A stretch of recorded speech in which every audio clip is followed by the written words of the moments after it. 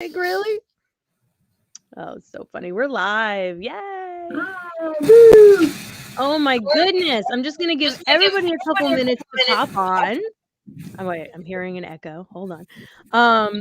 And as I do that, I'll pop in and I will do as I normally do, which is tag our amazing guest. But I'm here with Ankhara Rose. Hi, how are you? Hi. So good. I have the pleasure of seeing you twice in one weekend. And that makes me extremely happy. That was my happy dance. Yay! I love it. Okay, I'm just popping in real quick.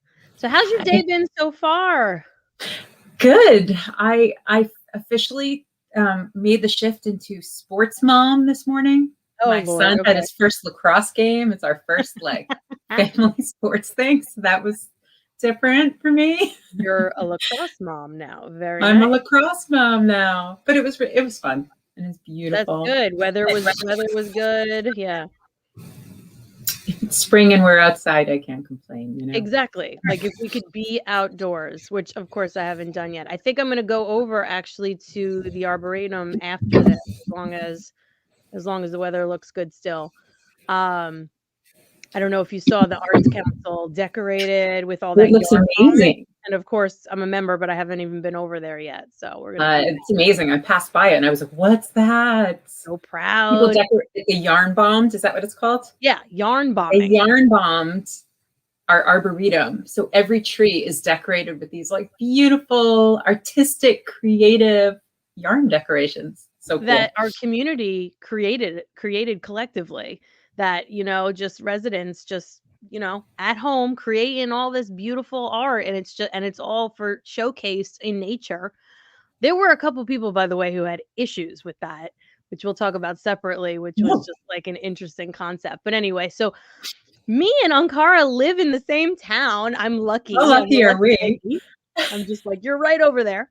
So, and I'm also lucky, like I said, that I got to see you more than once this weekend, and that I was yesterday. I participated in a workshop that Ankhara Rose presented to a group of women on chant writing.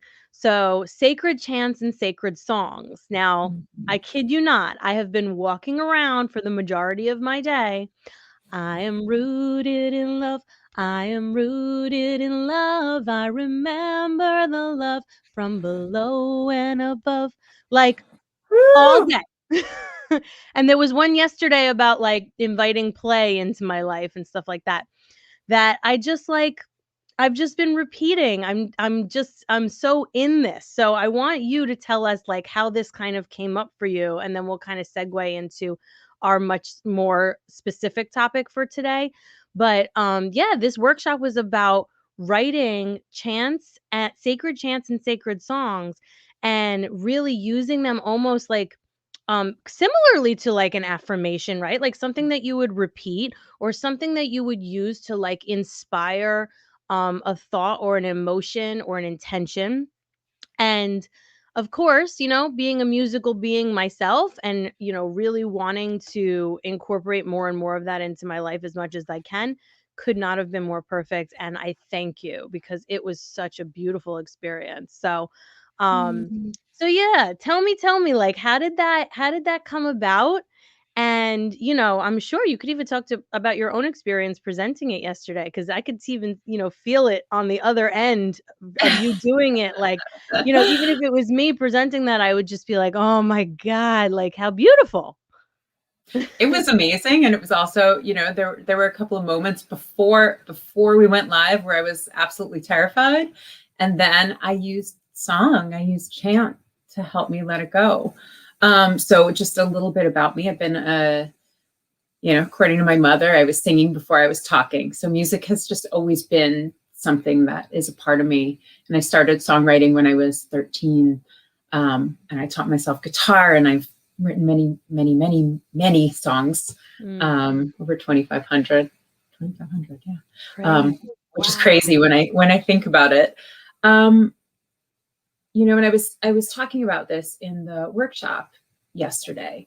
You know, there was, on the one hand, I was going in this like pop music direction and doing all of this. And then the other part of my life, which was separate at the time, was this deeply spiritual path where, a path of unbecoming to become, or unraveling to piece myself back together and find my center and my sense of wholeness.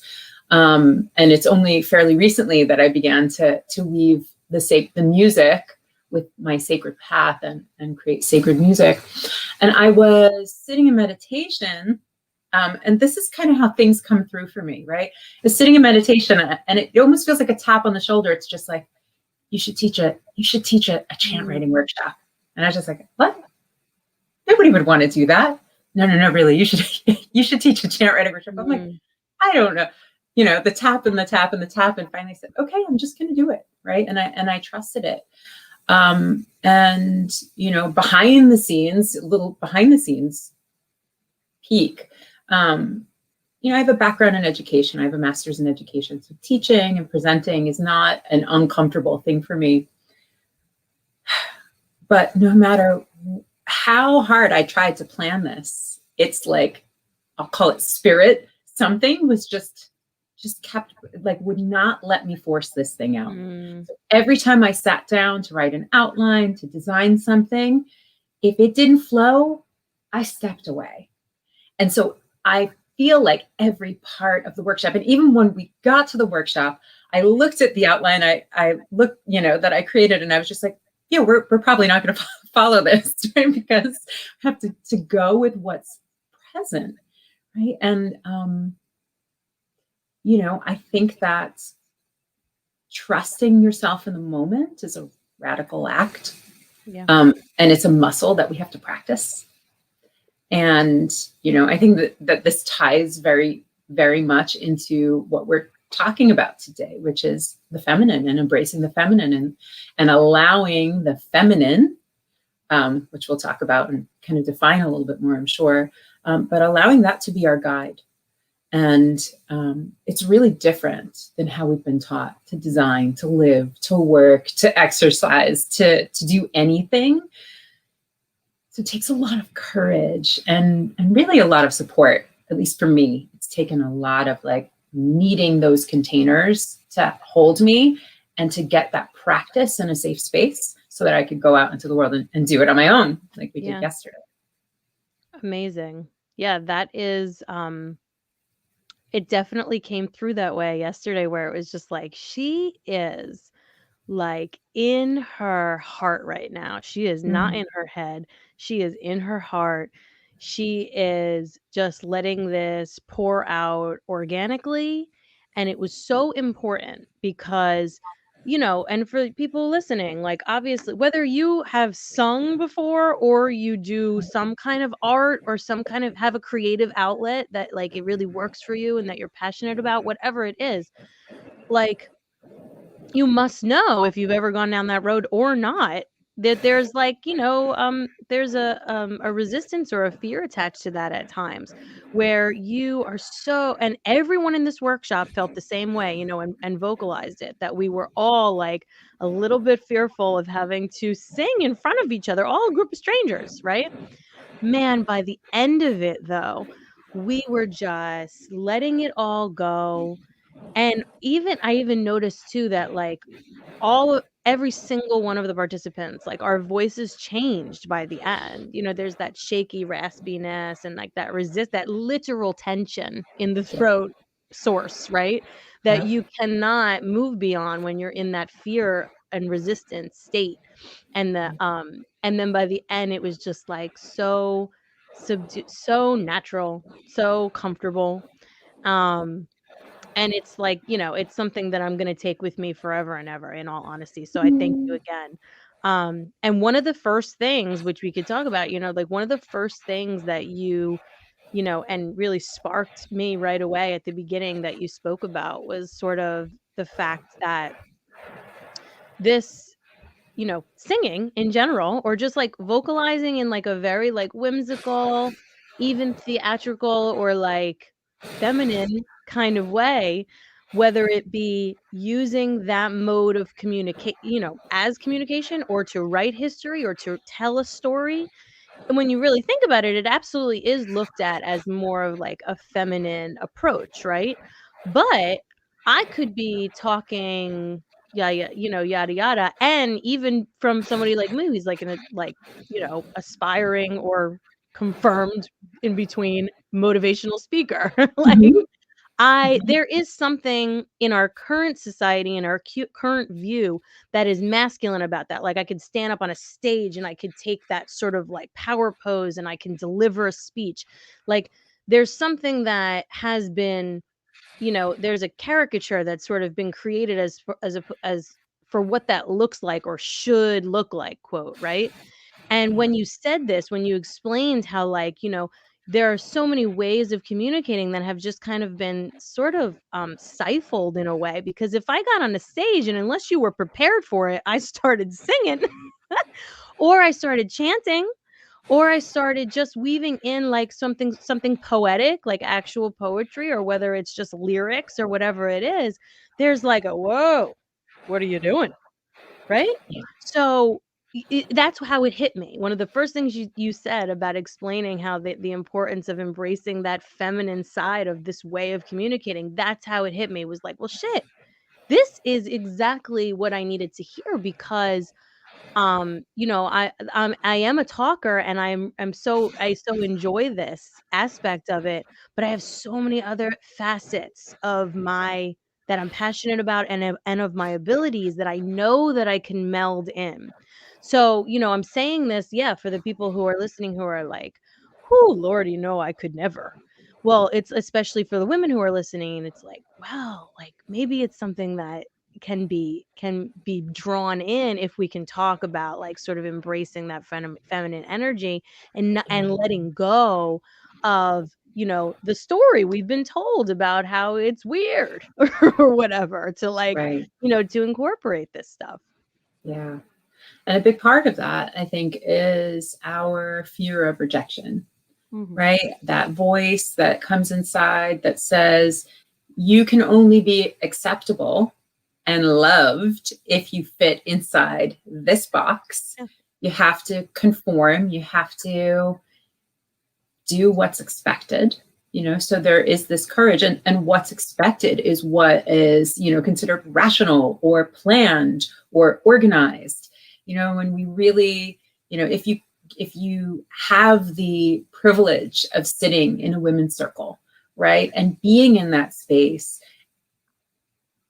and just like drinking in and pausing and listening to the way that stories unfold from women, right? Maybe from men too. I don't know. I've never sat in a men's circle, right? I have sat with men, but it does feel a little bit different when it's just a container of women, right? Like the way that our stories unfold, there is this beautiful, like circular spiraling movement to even the way that our stories come out, right? We start here and we go all the way around and we bring it back to that point, and then we move forward, and we're constantly it just feels like this beautiful circular movement.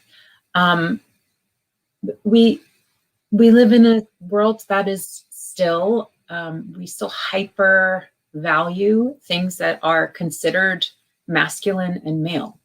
We're working on it. But I think that part of the issue is that we have been living in this type of society with this umbrella, the umbrella of patriarchy, for so long that we've lost who the feminine is.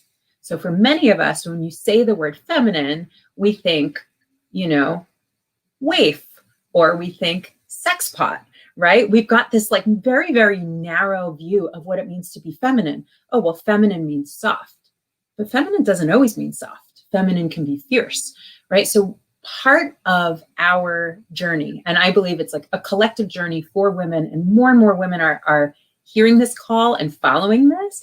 Part of our journey is rediscovering who the feminine is, right? And as you were kind of leading in, what I shared in the workshop was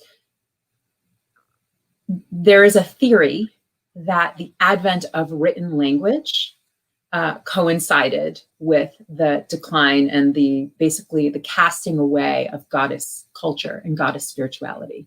In other words, the honoring and worshiping of the feminine went away as the rise of written language came to be. One of the reasons why is because more men knew how to read and write than women. But the other part of it is that women in these cultures many, many years ago, like women were the storytellers and the song keepers. So women were communicating. We weren't communicating in this concrete way, even after written language came about, right? For a very long time. Women were sharing their truth through their song, through their art, through their poetry, through their movement, through their dance, through drumming, through, all of the, I would say, like the spiritual arts, through priestessing, right? There's many, many ways. And because it didn't fit into that narrow box of written language, it was discredited and lost. And so coming back to that point in the circle, it's like now we have this opportunity to deeply remember this one aspect of the feminine, which is the part of us that hears the song, and instead of letting that like inner conqueror, inner patriarchal voice say, don't sing, like that's stupid, right? Or like that's not deep enough, or your voice isn't good enough, or whatever it is. It's like when we just say, no, this wants to come through, and we push that voice aside and we let the song out. It's like every time we do that, we are like planting footsteps for another woman to do the same. And that's just how I see all of this. Like, that's just my thing. If you do it for yourself, you are energetically clearing the path for someone else. So that's my motivation for a lot of what I do. That was long. Beautiful. Oh, please. And what I say isn't always long, of course it is. Like, it's good stuff. I just want to note too what my friend Heather was noting, and she seemed like so excited about this workshop. So I wonder if you'll do it again, since she seems like she wished she had joined. And I hope you do. Yeah, I hopped on a perfect time. She hopped on right when I was chanting, which does not shock me because I have a very special connection with Heather, and it does not shock me that she would hop on right at that moment and then be like, I'm coming back to this later. So anyway, I mean, it makes total sense. So I have to tell you, I love that you mentioned, the storytelling, because that's how I tell stories. And it's like, as soon as you said it, I was like, oof. That's how I tell stories. And you know what? For most of my life, the response that I got to that was, okay, get to the point. Right? So I have to say that here and now, because if that resonates with someone, it's important to vocalize that. And again, for the same reason, it's like why I'm here as well, is to put all of this out on the table so that when we can open up to this energetically, where people are like actually feeling it because you maybe experienced it too, it creates a path potentially for somebody to just become self-aware of something that might have affected them in a certain way, and then we can let go of it. It's not quite that simple sometimes, but it is step one. And so that is why I wanted to have this conversation about the masculine versus the feminine, because I have to say this here and now, like I was not very open, and still am not extremely knowledgeable about this concept, but I was not very even open to this concept until somewhat recently. And I think that it's, there's just a time and a place for when you're ready to to understand something, when you're prepared to absorb a new viewpoint, really. And that's really all it was for me. But when it actually happened, it meant so much more, because I felt that I understood, and it was probably between you and like maybe one or two of other, amazing women that I just love and absorb all this good information from all the time, that said, that I heard the concept of an overexpressed masculine. So and then now I can look at it from a very, whole heart, like a very, not angry or resentful or bitter approach, just like an understanding, like a wholehearted understanding of the fact that there needs to be both.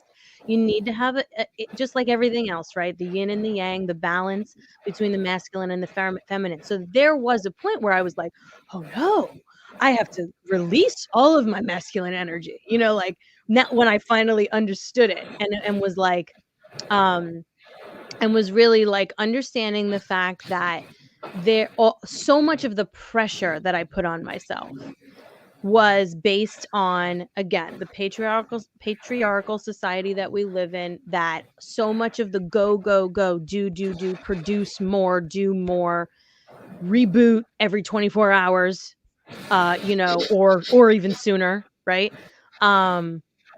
So much of that translated to anxiety that for so long I translated for myself into just simply just putting a healthy amount of pressure on myself. But in reality, it was a way in which I never really had to live. And that's how I truly do feel right now.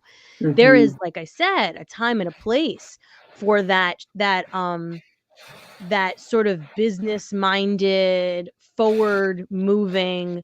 Yeah, I mean, we need the movement. We need to press go on some things sometimes, and we need to be on top of things sometimes. So there's that energy that's important too.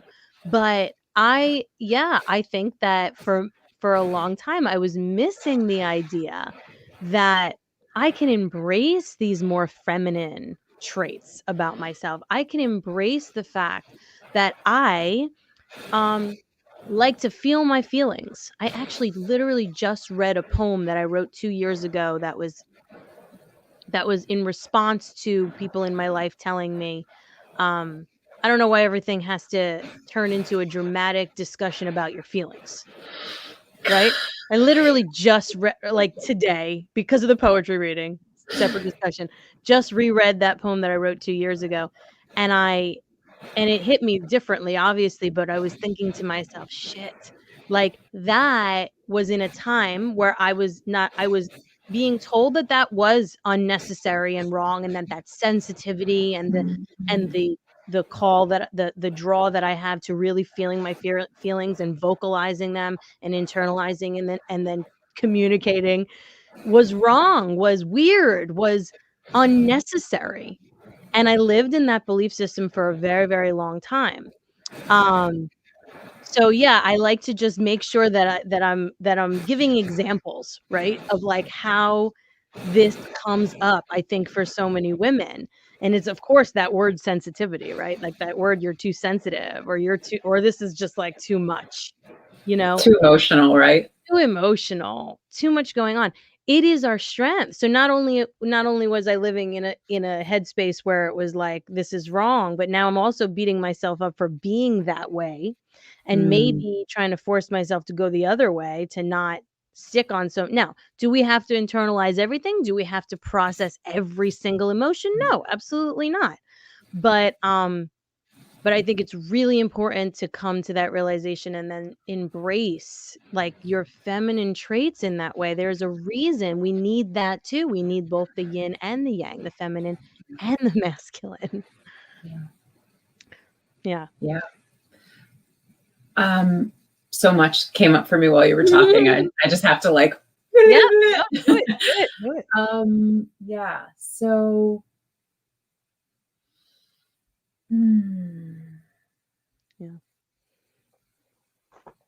yeah, we have really made ourselves wrong for a very, very long time. And like you said, I think that there's a process. I know that I definitely went through this process when I began to walk down this path of learning about and embodying the divine feminine aspects. There was this natural point when I just rejected all of the masculine, right? It's like, blame it, point the finger, it's your fault, part patriarchy, and I don't want any part of that.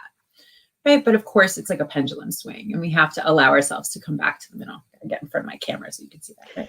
Pendulum swing back into the middle. I remember when I first started going down, just learning about this stuff, I had a conversation about it, sitting in a bar after a performance sitting with my husband. And remember when we can go to bars? And I literally am sitting here like, woo. I have no idea. What does that mean? And I remember talking about the divine feminine, and he turns to me and he goes, yeah, but if we really all have both qualities, why do you have to focus on the feminine? Like, why do you have to separate it? Like, why? It's like, aren't you just creating more duality? As soon as you create a split, you create a hierarchy. Right? And I really had to think about that one for a while. Like, why focus on the feminine if really our goal is to be balanced in everything? Mm-hmm. And what the conclusion that I came to was because we don't know who the feminine is. So how can we bring her up to the same ground? We can't live them both when one is so inflated and one is so deflated. We have to go deep into who she is and begin to explore.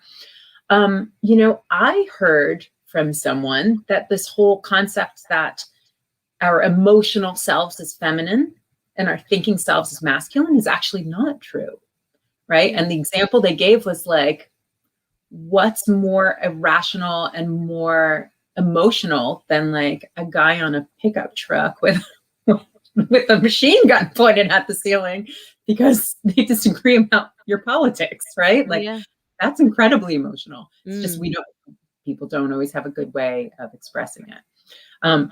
So it's not the expression or the feeling of feelings, but we have made the part of ourselves that like can follow and feel the softer emotions. We've made that part wrong.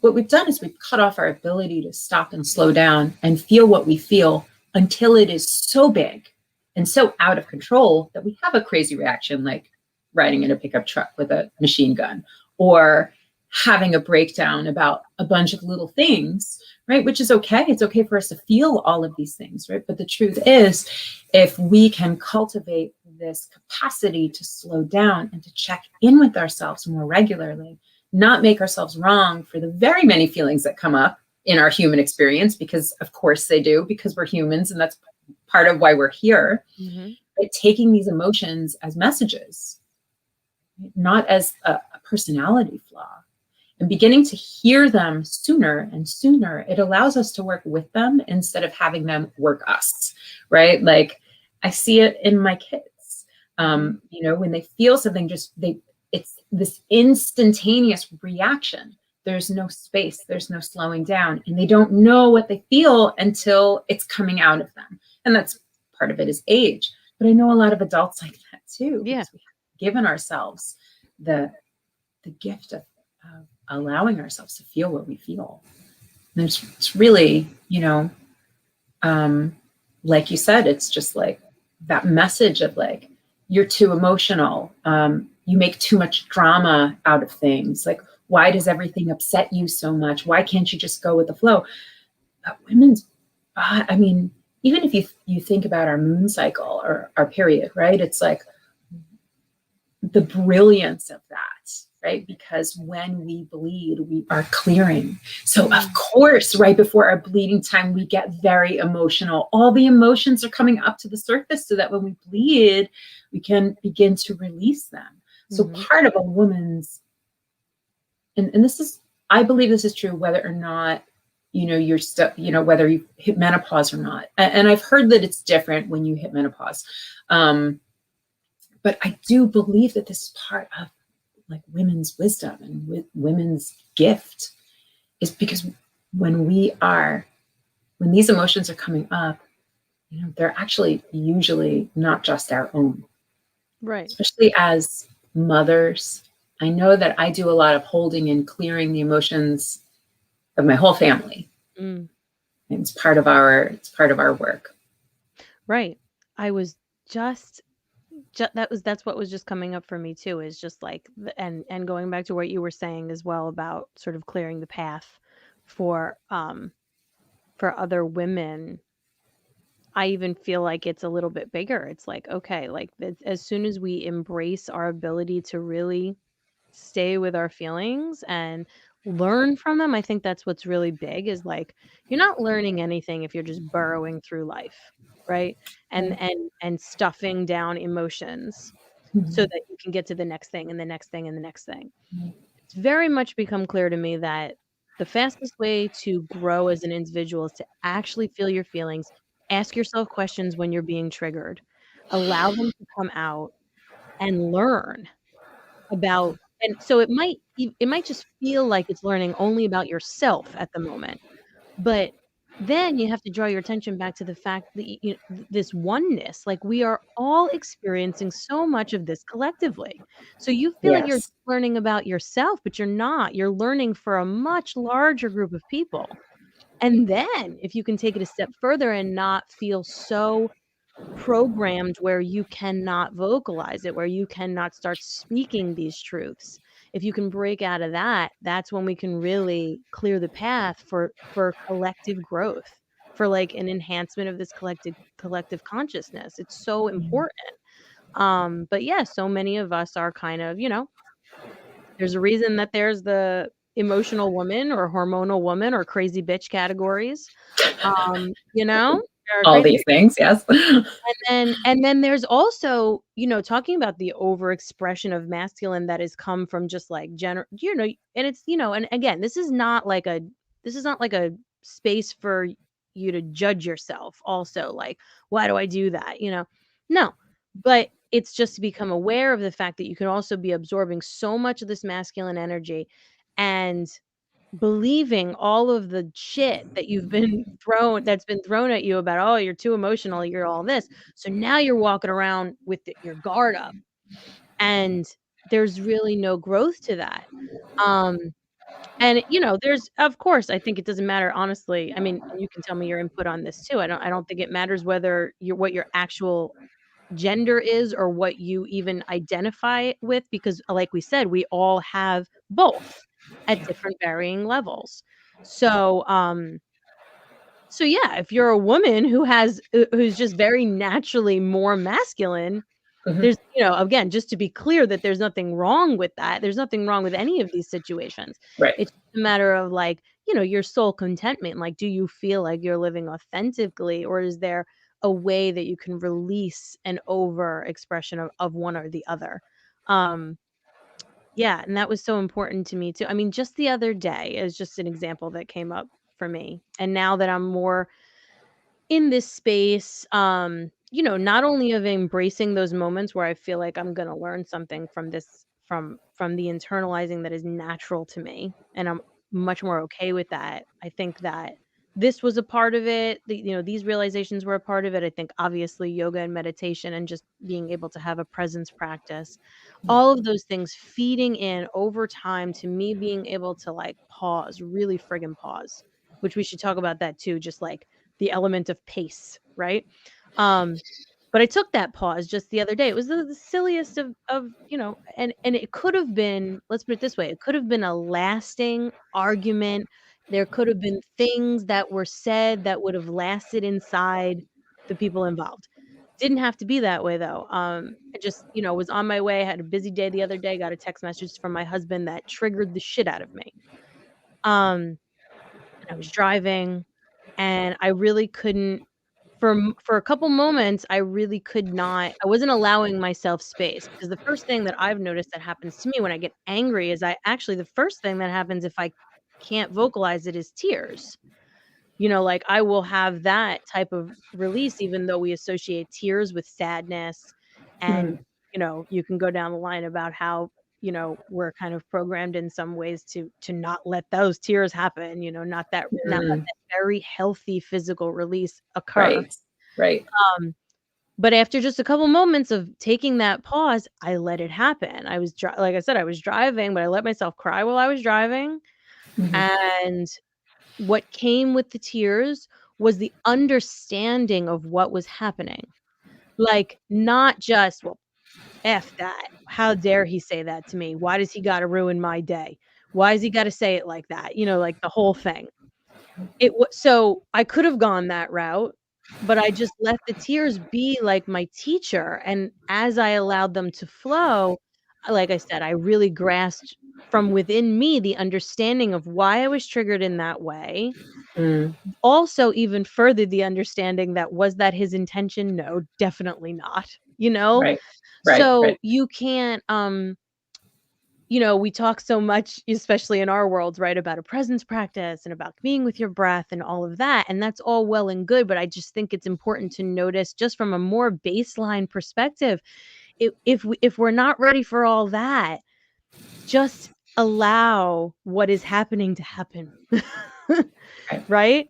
And again, I think the pace of things that's forced on us in the society that we live in really plays a part in how we don't let ourselves just sit and pause and feel our feelings if we need to, or even just simply take pause in general, because it's not rewarded. It's viewed as laziness even sometimes. It's not productive. So, right, Right? It's like if you don't get some sort of outcome, if you don't get right, something tangible from it, then it doesn't really have any value. Right? right, And that's the patriarchy at work. Right? You can do your practice if it's in a time slot, away from your family, away from your kids, that's your practice time. Right? You can feel your feelings if you're in therapy, during your hour of therapy, during the work.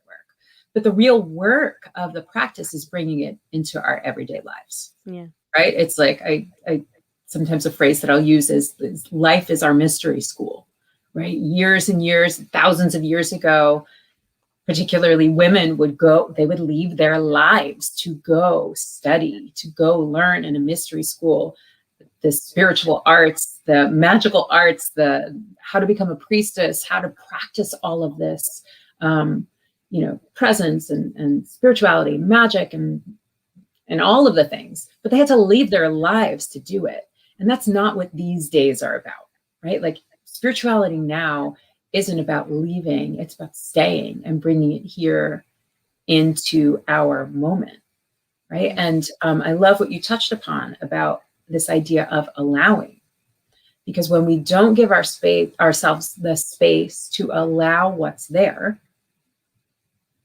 what are we doing?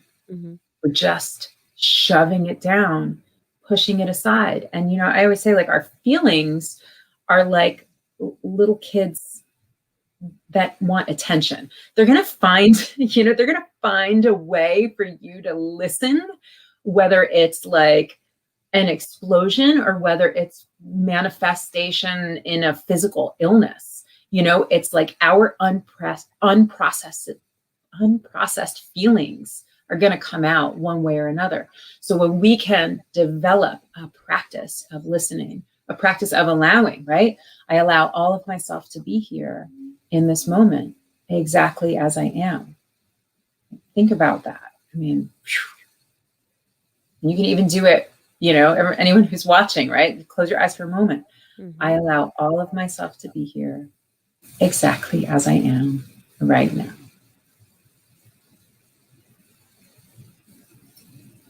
It's huge. Because the conqueror, that dissolves the conqueror. It neutralizes that voice inside of us that says it's not valuable. Mm. I think it's so important what you're saying, because another thing that I think is associated once again with the masculine is that tangible outcome, right? Like that physical piece that is like produced in something. If it's not there, then what was the point? It was a waste of time, right? So even with like your own like spiritual self-care that I've been, calling it, it's Mhm. like you don't need it doesn't need to I talk about journaling a lot, right? It could be a brain dump. It doesn't have to be pretty. Yeah. And then even if that doesn't resonate with you and you're like, F that, I hate journals or whatever it is, like it doesn't have to be anything. It doesn't have to cost you anything. It doesn't You can literally just be with yourself, and it's hard. I know it's easier said than done, because it's hard maybe to release that concept of, oh no, I need something I need just something to show for this time. Right? So I Yeah. think that that's probably one of my biggest things, like in this conversation, right? Is if we could release that idea that, that flow, that living in flow and slowing down, right? And you really could think about, the masculine is like go, go, go, go, go. And then the feminine is like, we're going to flow and we're going to be slow. And we're not going to be rushed, and we're not potentially might have no tangible result to this time that we're going to spend. Or yeah, like it even connects back to what we were saying about not having the written, stories, the written history of things. Mhm. I myself have this, voice in the back of my head constantly that's always like, well, I mean, like, what is your product, Sam? What is your product? I mean, That and that's voice. my corporate background too, obviously. But that's in line with that whole patriarchy as well. That's like amped up masculine, like go, go, go, more, more, more, produce, What are offer you more, do more. selling? So, What is your value? Right. right. So, but it really is the same thing, but just, vocalizing the idea that it's not going to go away. I still struggle with that too, where it's always in my head. Well, what is your product? What are you selling? But there is then this other voice that now will come in and say, this is, it's me. It's me. It's me showing up as my full self, as with my full heart. Yeah. And when I say those words, even right now, and this, it really ties it up for me, is like, I've always known that. I've always known that. This is a remembering for me. I've Mm-hmm. always known that as a feminine being from as far back as I can remember. I've always known that I am the gift. I am the offering. And it's all inside of me. And I feel like I say this a lot too. It's like, you all know that there's something special. You all know you have something special. We just forget about it. We push it down. We put it on the shelf because somebody told you either A, that's fucking weird, or B, who the hell do you think you are? Right? So we put it on the shelf. You all know you have something special inside of you. And I think maybe it's just like sort of the feminine expression of that is like that sort of draw or calling or understanding that like all I have to do is show up. I don't have to just take this, Yeah. and there's something to be said for that too, of course. Like if you've got something to say and you need to write a book, write that book, like, or whatever, or whatever it means for you. But just knowing and being able to really get comfortable with the idea that it's okay to just have it be a part of your flow, a part of your offering from inside your heart, as opposed to that, that making every moment count with a tangible outcome. Yeah. Yeah. The phrase that comes to mind is, you are worthy simply for being. Yeah. Right. Like, not for what you do, not for what you produce, but because you are here, you are worthy. And, I think for me, when it comes to the action that I take, because especially as I've been building my business, there's been more and more action that I've had to take. And I think about it, it's like, it's not, it just, as long as it's aligned action, right? Like, that's what it is for me. Am I first connected to my heart? Am I first connected to my higher self? Am I first connected to my mission and what drives me? Not just the doing because I need to justify my being so I can prove to myself that I'm worthy, but just simply like, what am I feeling in this moment? What is needed? Connecting to my higher self, listening for the messages that come through, which you can't hear them if you don't stop. Right. And that's like, I mean, really, what we're really talking about, I feel like the answer to all of this is just slowing down. Yeah. Right. We just have to let ourselves slow down. Yeah. And the voice that comes in when we slow down and says, you need to be doing something, is just the part of us that is terrified to be with what's here. But it's already here. Yeah. We're with it, whether or not we're acknowledging it. And it's really, for me, it's like about working with myself or working against myself. or working in spite of myself. Like, I don't want to live my life in spite of what I'm feeling. I want to live my life co-creating with all the things that I have, the gifts that I have, the hard parts that I have, the challenges. Like, it doesn't matter. This is who I am. I want every footstep to be aligned with that and intentional. Totally. And there's going to be times, right? I know for myself, there's times where I just go on autopilot. Like, that's the other part of it. The perfectionist that hears this and is like, this makes so much sense. I want that. And then starts to crack down on yourself every time you don't do it. That is part of the same system that's keeping you thinking there's something wrong with you. There's nothing wrong with you. Like, there's nothing wrong with any of us. There's nothing wrong with us.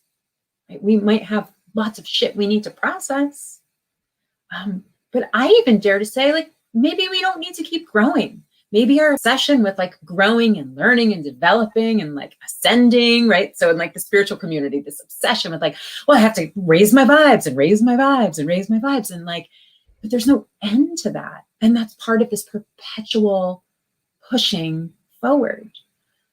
And what if all we have to do is just, instead of pushing up, is to just go in, just go down and root to the earth and just slow ourselves down to this moment so that we can actually live this moment instead of filling it with a bunch of shit that in the end doesn't really bring us any closer to ourselves.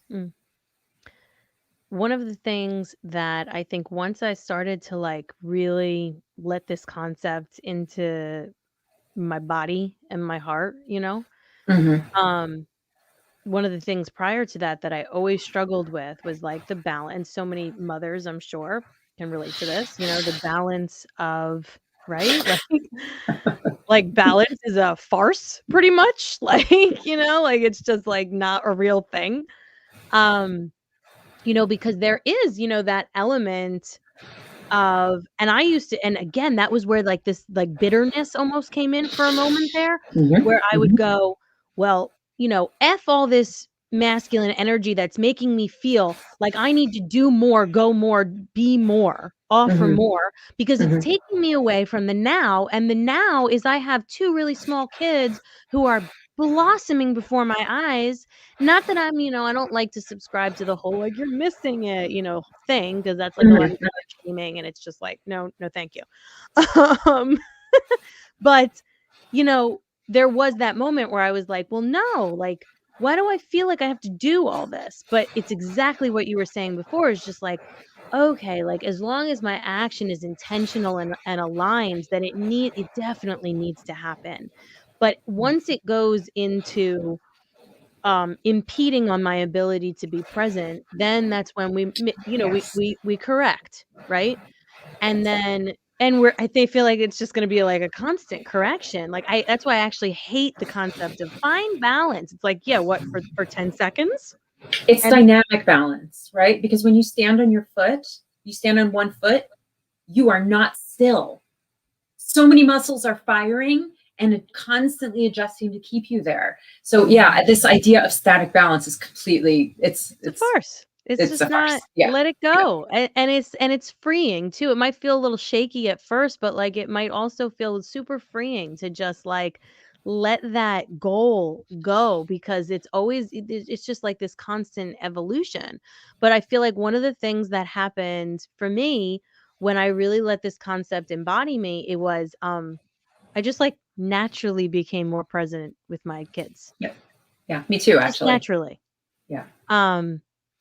Because I was allowing myself to be in flow. I was allowing myself to just be like, there's less of that constant need to go and do and perfect.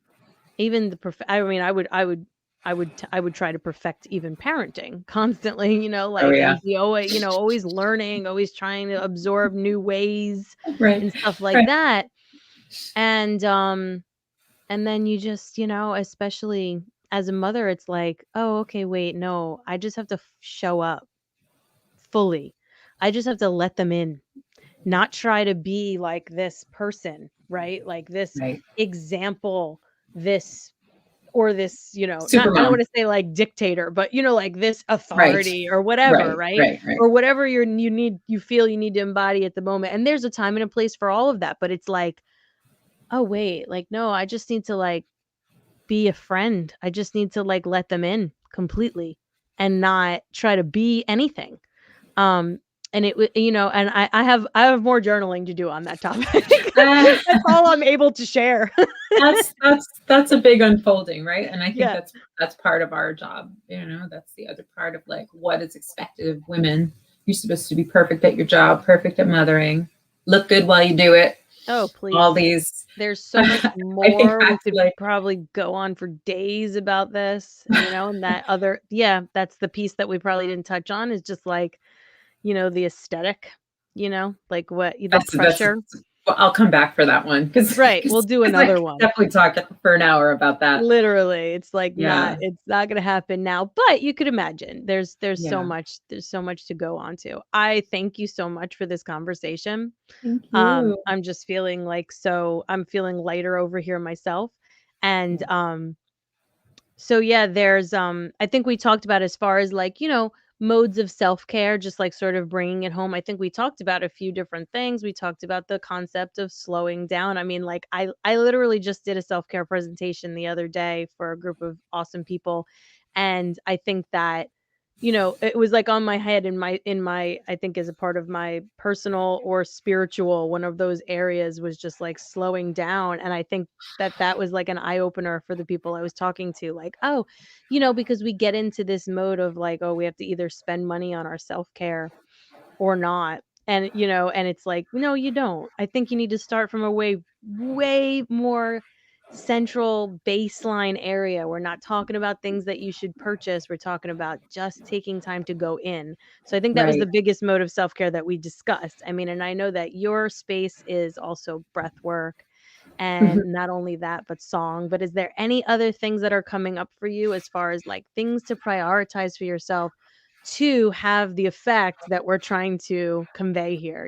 Yeah. Yeah. I mean, that a presence practice, which is literally, it's just allowing yourself to like you were saying, just to pause. Yeah. You don't even have to do it with an intention of solving or understanding anything. It's literally just going to stop for a second. I'll say that when you can cultivate that practice, it becomes like your litmus test. Why I feel like I can't pronounce that right now. But like, that's, at least for me, that's how I know if I'm going overboard with the pushing and the doing, because I'm not present. You get really used to being present, then you really feel it when you're not. It's probably like if you cut out gluten and then you eat gluten, you're like, oh, that's different, right? Same thing, though. Yeah, it makes total it's the sense. same kind of thing, right? You get, when you cultivate that level of awareness of what it feels like to slow down, what it feels like to allow yourself to feel what you feel. Yeah. Allow yourself to be exactly as you are in this moment. You really, really feel the difference when you are not allowing yourself to feel what you feel or be who you are. Right. And for me and the work that I do with women, I'm formulating this right now because I don't think I've really thought about it necessarily exactly this way, but it is about cultivating that knowing who they are when they're really deeply in their center, when they're really, really connected to themselves.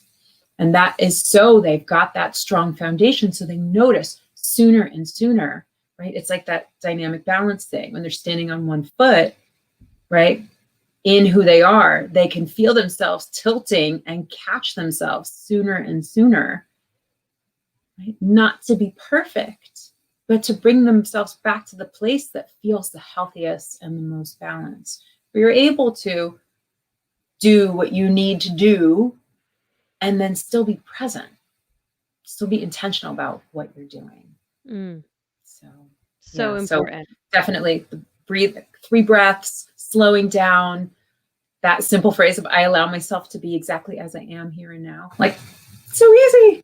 Yeah. So easy. Yeah. And then we write it into a chant and we're set. Right. I might have done that already. I don't know. Yeah. Oh, no, I'm certain that you have. Please, if you're listening to this and you, have not yet connected with Ankara, oh my goodness, you are, your Connecting. chants that you're sharing in your lives, are uplifting, they're beautiful, they can set the tone for your whole day, and it's really so important because it again, it's like you're taking on, like, a new form of an affirmation or a mantra, and you're amplifying it to a level that it's just like anything else that we talk about, the importance of repetition so that something Right. can really be embedded in your mind, body, and soul. That's what a chant is. It is that repetition. I mean, it doesn't Yeah. even have to change. Here I am. I'm going to teach the course now. Fine. Like, Teach it. We just want more I'm women doing it. so I don't care who ready. teaches it. Like, I can't. It's so important, and, it's something that I'm gonna incorporate into my yoga classes, into my meditation sessions as well, and I can't wait for it. So, I thank you for that. I thank you for this Oh, conversation. thank If you. you want, I'm gonna put, all the information about where to find I think it's AnkharaRoseBreathwork.com, is that I or just Ankhara AnkharaRose.com Rose? is the main site. I do want to Yeah. say that I'm hosting a virtual monthly Sacred Sister Circle. So it's the last Friday of every month. I only just today tried to figure out how to create an event that Oh, didn't please. say It's so annoying. free because Facebook makes you give them money for it. So the cost to join is $11 or $22. You can choose 11 or 22, and then you get to bring a friend. So that's going to be on the 30th at 8:30 at night, New York time. And it's exactly what we're talking about, right? It's a carved out time where you get to be around other women and you get to bring your truth, and you don't have to be anything other than you are, and you don't have to appear or present in any way other than is authentic to you. And it's been like that sister circle has been the most important part of my own healing journey, and also like what has really brought me down this path. So invitation to anyone who is watching Right. to join. And I've attended as well, and it's a beautiful experience that you cultivate such a comfortable, like, just light experience for everyone. And again, it's like, yeah, it's who you surround yourself with. So we're Right. all like then paving the way for each other to come to this space of like openness and like genuine like authenticity. It's beautiful. Do it, do it. Okay. I'm gonna let you go. Thank you so much. Thank If you're you. watching this, I would ask also that if you liked it, you could subscribe to the YouTube channel. You could follow us on Spotify, Google Podcasts, Apple Podcasts. We're all over the place, and I would much appreciate that. And even if you would share, that would be even better. And yeah, we'll be back. We'll be back with more. But again, second time for Ankara Rose joining us. I appreciate it so Thank very you much. so much, Samantha. We'll It's see awesome. you Thank